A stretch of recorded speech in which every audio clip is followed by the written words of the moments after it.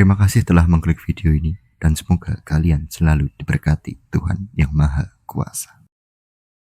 Semua berawal ketika Li Fengping terlibat hubungan gelap dengan salah satu dokter di tempat kerjanya. Dia juga meminjam sejumlah uang kepada sang dokter karena kegemarannya berjudi. Di tangan Li Fengping lah akhir hidup bagi sang dokter.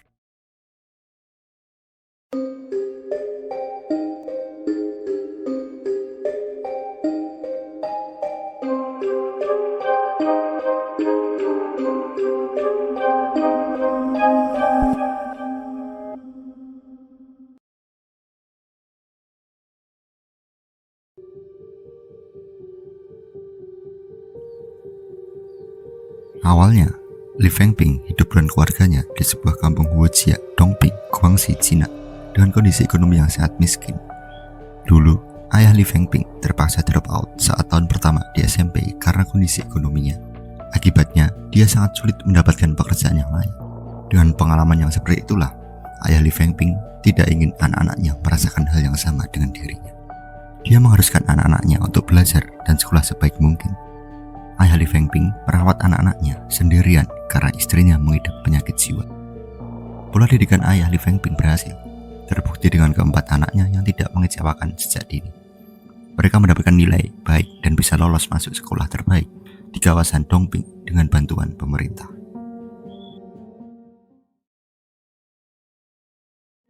Tahun 2018, Li Fengping saat itu telah bekerja di bagian terapi osteopati di First People's Hospital. Kisah ini berawal dari suster kepala mengenalkan kepada Li Fengping tentang sebuah aplikasi. Aplikasi tersebut sering digunakan suster kepala untuk mencari keberuntungan. Dengan modal yang kecil, suster kepala dapat menghasilkan keuntungan yang besar jika dia menang. Ya, aplikasi itu adalah aplikasi lotre. Li Fengping pun tertarik dengan aplikasi tersebut. Ia lalu menginstal aplikasi tersebut di ponselnya. Pada saat ketertarikan Li Fengping meningkat, suster kepala mengalami kekalahan saat bermain aplikasi tersebut, dan dia harus menanggung kerugian yang cukup besar. Suster kepala pun memutuskan untuk tidak bermain lagi dan menghapus aplikasi tersebut dari ponselnya. Sebagai seorang perawat, Li Fengping sebenarnya memiliki gaji yang cukup besar, diperkirakan mencapai 18 juta rupiah per bulan. Namun, godaan dari judi lotre online terasa lebih menggiurkan baginya. Tidak jarang, dalam sehari, Fengping berhasil memenangkan hingga 200 juta rupiah. Betapa mudahnya bisa menghasilkan ratusan juta rupiah dalam sehari dibandingkan pekerjaannya sebagai suster. Bagi Li Fengping, ini adalah kesempatan untuk menjadi kaya dengan cara yang mudah. Setiap kali menang, dia menikmati uangnya dengan senang hati. Makan di restoran enak, membeli pakaian, sepatu, dan tas bermerek. Ketika ada uang yang tersisa, ia selalu gunakan kembali untuk bermain judi lotre online. Begitulah seterusnya, berhari-hari, berbulan-bulan, hingga Li Fengping semakin berani bertaruh dalam jumlah besar. Akibat tindakannya, tidak pernah ada uang yang tersisa. Gajinya habis, tabungannya pun juga lenyap. Meski begitu, nafsu judi dalam dirinya tak kunjung mereda. Dia yakin bahwa dengan terus mencoba, suatu saat nanti dia akan menang lagi dalam jumlah besar. Pada tahun 2019, Li Fengping mulai meminjam uang kepada teman-teman kerjanya sesama suster. Alasan yang digunakan Li Fengping untuk meminjam uang bermacam-macam, seperti untuk biaya nikah, biaya membeli rumah, hingga biaya operasi ibunya yang menderita kanker serviks. Tapi, semua alasan tersebut hanyalah omong kosong yang dibuatnya. Li Fengping semakin termakan oleh nafsunya untuk bermain lotre online. Hingga pada akhirnya, ia benar-benar kehabisan uang. Dia kebingungan untuk mencari pinjaman uang sebagai modal bermain lagi. Ia sudah tidak memiliki keberanian untuk meminjam uang kepada teman-temannya, karena di kalangan teman-temannya, Li Fengping sudah terkenal dengan julukan si tukang ngutang. Akhirnya, ia menemukan solusi yang justru membuatnya tambah terpuruk. Dalam 6 bulan, ia sudah meminjam di 6 pinjol yang mempunyai bunga tinggi. Seperti yang kalian pikirkan, Li Fengping kewalahan untuk membayar utang-utangnya yang semakin menumpuk. Bahkan, ia juga terlilit utang kartu kredit.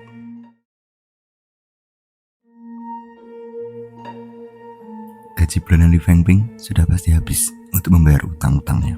Ia pun mencari orang yang bisa didekati dan mudah untuk dipinjami uang. Dr. Luo, seorang dokter yang merangkap sebagai direktur Departemen First People's Hospital, menjadi sasaran Li Fengping selanjutnya. Sebelumnya, Dr. Luo dan Li Fengping pernah bekerja bersama dalam satu bagian di terapi osteopat. Hingga pada akhirnya, Dr. Luo diangkat sebagai direktur di departemen lain. Diketahui, saat itu Dr. Luo berusia 50 tahunan, sudah menikah dan mempunyai anak.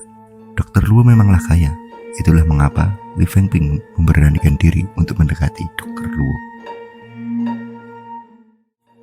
Li Fengping mulai menghubungi Dr. Luo melalui aplikasi WeChat.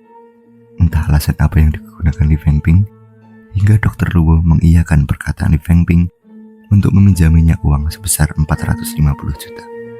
Tentu, Dr. Luo memberi syarat kepada Li Fengping. Jika ingin meminjam uang, Li Fengping harus menuruti keinginan Dr. Luo, serta ia diminta untuk menemui Dr. Luo di sebuah kamar hotel. Pada Oktober 2019, Li Fengping berusaha memenuhi persyaratan yang diberikan Dr. Luo. Ia datang ke sebuah hotel bintang 5 di kota Zulin, yang terletak sekitar 5 km dari rumah sakit tempatnya bekerja. Ketika masuk ke dalam kamar hotel, Li Fengping sangat terkejut melihat sang dokter berbaring di atas tempat tidur dalam keadaan tanpa busana, tidak menggunakan apa-apa. Li Fengping terkejut dan ingin segera pergi, tetapi ia dihalangi oleh Dr. Luo yang tiba-tiba melompat dari tempat tidur dan menahannya. Dr. Luo kemudian memberitahukan bahwa untuk mendapatkan pinjaman, Li Fengping harus memenuhi keinginannya di tempat tidur terlebih dahulu. Walaupun merasa tidak nyaman dengan situasi tersebut, Li Fengping merasa tidak memiliki pilihan karena dia sangat membutuhkan uang untuk membayar utang-utangnya. Setelah melakukan adegan panas, Dr. Luo hanya memberinya 100 juta rupiah dari jumlah yang diminta Li Fengping sebesar 450 juta rupiah. Selain itu, Li Fengping juga harus menandatangani surat pernyataan berhutang kepada sang dokter. Dr. Luo tidak memberikan sisa uang pinjaman sebesar 350 juta secara langsung. Dr. Luo justru memberi penawaran kepada Li Fengping. Jika ia ingin mendapatkan sisa pinjamannya, maka ia harus melayaninya di waktu yang akan datang. Seiring berjalannya waktu, Li Fengping dan sang dokter bertemu lagi di sebuah kamar hotel, di mana setiap kali Li Fengping melayani sang dokter, dia mendapatkan sebagian dari pinjaman tersebut. Hingga awal Maret 2020, terhitung sudah 8 kali pertemuan antara Li Fengping dengan Dr. Luo, dan total uang yang dipinjamkan oleh Dr. Luo kepada Li Fengping sudah sesuai dengan permintaan awal Li Fengping. Dr. Luo mengancam Li Fengping agar Li Fengping tidak memberitahu hubungan gelap mereka. Ia juga mengancam Li Fengping bahwa jika Li Fengping berani mengungkapkan hal tersebut, konsekuensinya akan berat, termasuk dipecat dari rumah sakit, dan Dr. Luo akan membuat keluarga Li Fengping hidup menderita. Dr. Luo menekankan bahwa kapanpun dia menginginkan, Li Fengping harus bersedia untuk melayaninya, dengan harapan Li Fengping akan menjadi pasangan simpanannya. Bahkan, Dr. Luo menyatakan kesiapannya untuk memiliki keturunan dengan Li Fengping.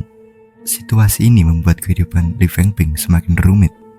Dia merasa terjebak dalam kendali Dr. Luo tanpa adanya perasaan cinta atau keinginan untuk berhubungan dengan pria tersebut. Li Fengping rela melakukan hal seperti itu hanya demi kepentingan finansial semata. Kehidupannya menjadi terasa terjepit dalam situasi sulit dan membingungkan.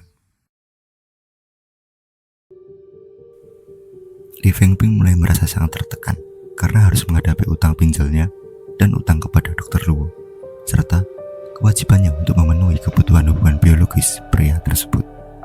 Pada awal tahun 2020, dia mencoba untuk memulai hidupnya untuk pertama kali dengan cara mengonsumsi banyak obat tidur. Namun, upaya tersebut gagal karena dia memuntahkan semua pil yang telah ditelannya. Li Fengping kemudian mencoba tindakan yang sama untuk kedua kalinya dengan membeli tabung gas dan membiarkan salurannya terbuka di dalam kamarnya. Namun, usaha tersebut juga tidak berhasil. Terakhir, dia mencoba untuk menyuntik dirinya dengan insulin yang diambilnya dari rumah sakit. Namun, tetap tidak berhasil menyebabkan kematiannya. Pada saat yang bersamaan, Cina dilanda wabah COVID-19. pemerintah memberlakukan lockdown dan membatasi pergerakan masyarakat.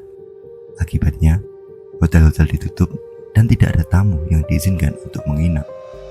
Hal ini membuat Dr. Wu panik karena ia tidak bisa memuaskan dirinya dengan suster simpanannya di kamar hotel. Mereka terpaksa mencari cara alternatif untuk melanjutkan hubungan mereka. Dr. Wu kemudian memerintahkan Li Fengping untuk mencari tempat khusus sebagai tempat mereka bertemu.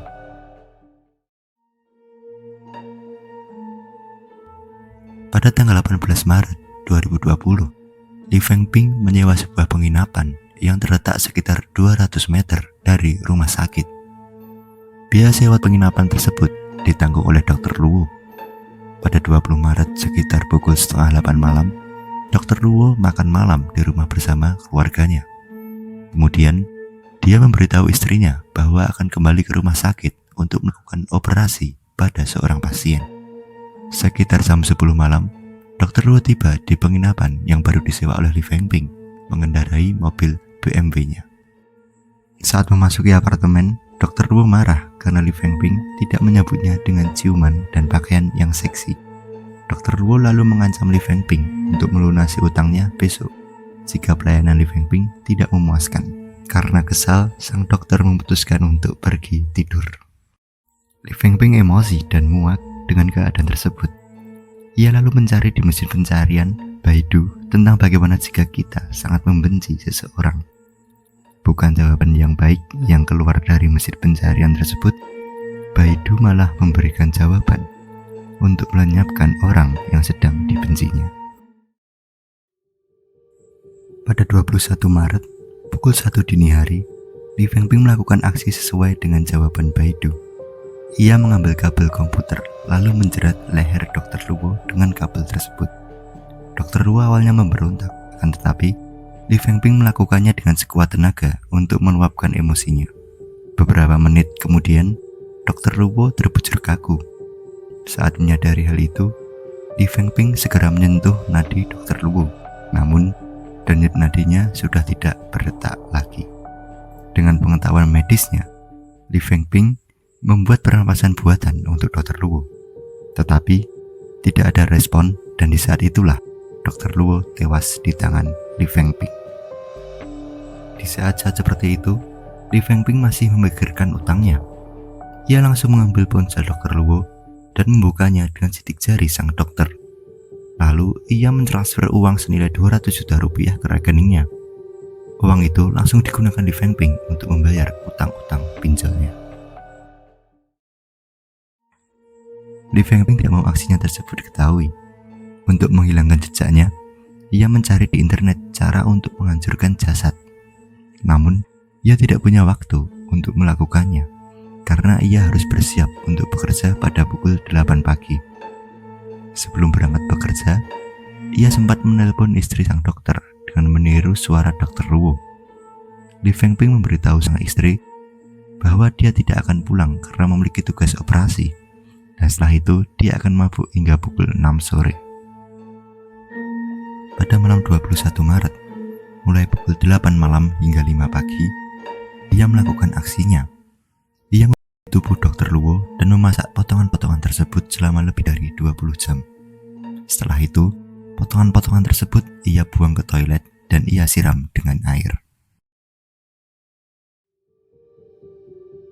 Karena tak kunjung pulang dan tak ada kabar, istri Dr. Luo mulai mencari keberadaan suaminya. Pada tanggal 22 Maret, ia menelpon pihak rumah sakit. Akan tetapi, pihak rumah sakit mengatakan bahwa Dr. Luo tidak ada di kantornya. Istri Dr. Luo pun segera melapor ke polisi atas hilangnya suaminya. Pada saat yang sama, penghuni lantai bawah penginapan yang disewa Li Fengping mengeluh akan adanya pipa yang mampet. Petugas penginapan lalu memeriksa pipa tersebut. Betapa terkejutnya, petugas apartemen tersebut menemukan potongan-potongan daging di saluran pembuangan. Hal itu membuat petugas apartemen curiga, lantas ia memanggil pihak kepolisian untuk mendalami penemuan tersebut. Setelah diinvestigasi lebih lanjut, mereka menemukan ribuan potongan daging di pipa saluran pembuangan yang berasal dari apartemen Li Fengping. Mereka pun menggerebek apartemen Li Fengping dan menemukan pemandangan yang mengerikan. Potongan tulang dan daging yang telah dimasak Li Fengping ditemukan berada dalam mangkuk dan plastik hitam. Saat itu, Li Fengping berada di rumah sakit tanpa menyadari bahwa aksinya telah terbongkar. Namun, akhirnya pada pagi hari, tanggal 23 Maret 2020, ketika Li Fengping telah menyelesaikan shift kerjanya dan bersiap untuk pulang, petugas berhasil menangkapnya di rumah sakit.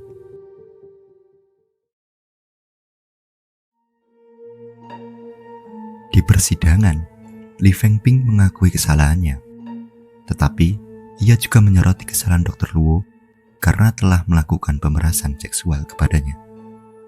Meskipun terlihat tenang selama persidangan, Li Fengping terkadang menjawab dengan nada tinggi, terutama ketika ditanya apakah dia memiliki perasaan terhadap Dr. Luo. Li Fengping dengan tegas menyatakan bahwa dia tidak mungkin menyukai Dr. Luo.